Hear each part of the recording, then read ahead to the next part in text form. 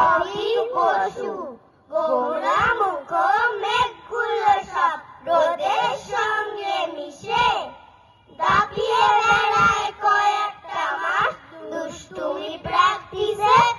খসলে পরে পান থেকে চুন ভীষণ অভিমানী, কেউ রাজা কেউ প্রজার মতো কেউ বা দুয়োরানি। শরৎ ঋতু জানাল দিল দাও রাজাকে সমন, প্রাপ্য সাজা পেতেই হবে হয় যদি সে দমন। ছড়িয়ে দিল